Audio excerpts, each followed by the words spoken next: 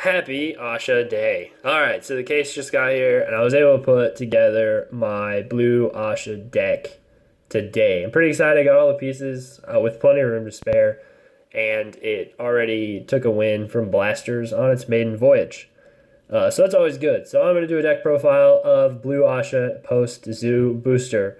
Um, right now I'm running Elmi as my starter. She's pretty good. She can give you that grade 2 bounce. So or you could call the Vanguard again, which is good if you want a Zoa. I didn't even think about that. I used her to try and get some more pressure on my first turn, but I could have probably held off. And then, of course, because today is Blue Asha Day, you're running 4 of the Blue Asha. She's really good now because she gives you some extra draw power every turn on the beginning of the ride phase. Not when you ride, however, but on the beginning of the ride phase, you put one back from your one of your rear guard circles and one from the drop zone, which can really help you reset for Valhemia's place. Not as easy as it sounds, but it happens. Then Ennis is going to be your backup grade 3. She remains because of the potential to bottom deck her and draw a card, plussing some different things, which could be a PG or it could be something you might need to set up prior to your Vel turn. And then here's this girl right here. We've got ourselves the Kara. She's really powerful, especially on the Vel turn. She's got resist, bloom plus 10k, and boost. So she's going to probably be one of your main calls on the Vel turn.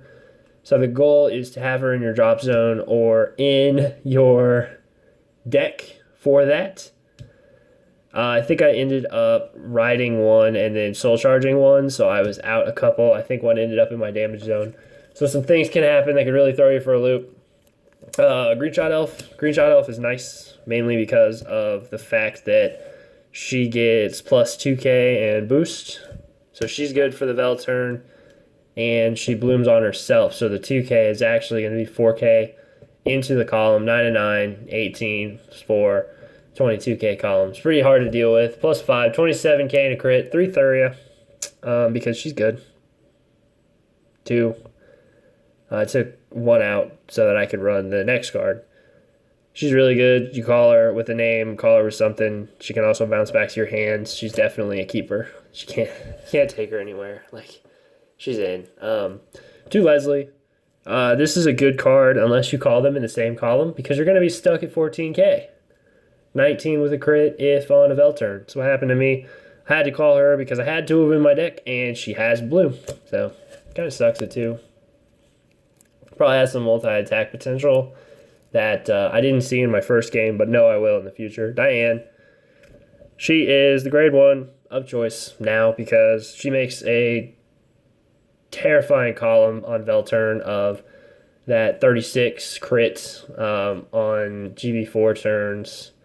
Be 41 in a crit, and that's not guardable. So then Padmini, your stride fodder. I'm running her at 4 just because I want to be able to stride. I think it's important to stride in this deck. There are some builds that have the grade 3 shorter, some builds that have less Padmini, but really, you want to be able to stride and you want to be able to get blue Asha in your hands. It's really important.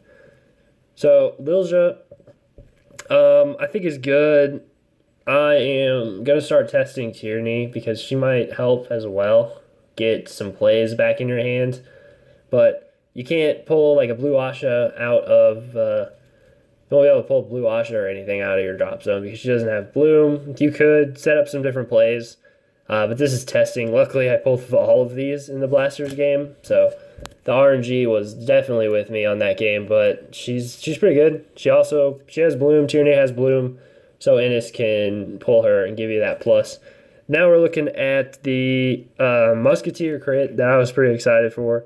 After GB1 in the drop zone, it's a normal unit. There are a few cards in the G zone that can just straight up put normal units back in your deck. It's pretty cool. Very nice.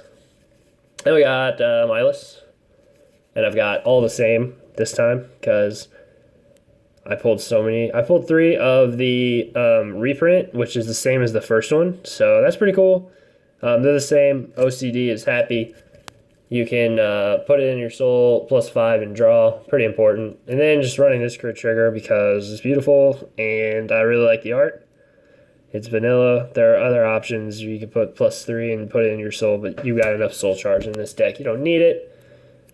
Then you've got the heal trigger that I forgot to use completely. It's bind 1 heal trigger, and you can soul charge or counter charge, which is nice. It's pretty good.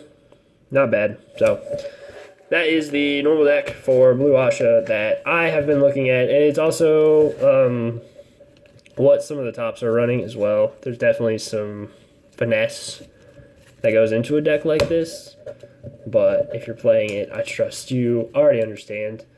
So now we're into the G zone. You're running 3 Velhemina.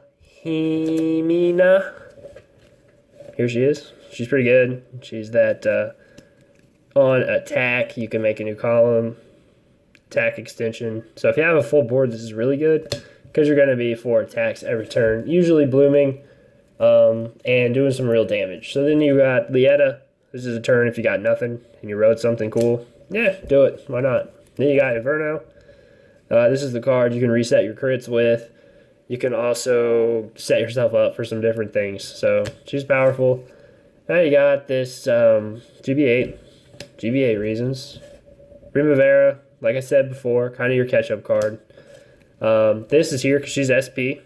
She's really just a really expensive flip for Velhemina. Velhemina. Is that it? I don't know. We'll figure it out. Zoa. Because hell yeah, I'm going to run Zoa. Obviously. Counterblast 2. Draw a card.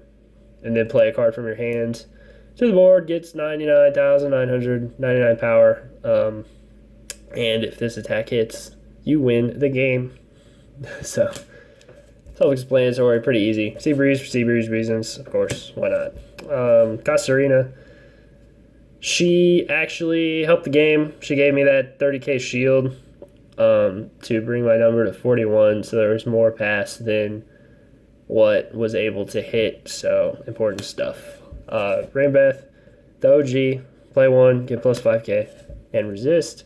And 3 on Tarot because he's really good in a lot of situations. If you have 1 rear guard, if you have 4 rear guards, can give you that 35k shield. So that's what I'm looking at. As I see, I made another deck profile that's going to be around 8 minutes. So I'm really excited about the changes that we see in Blue Ahsha, and I look forward to playing some more games and testing some more things.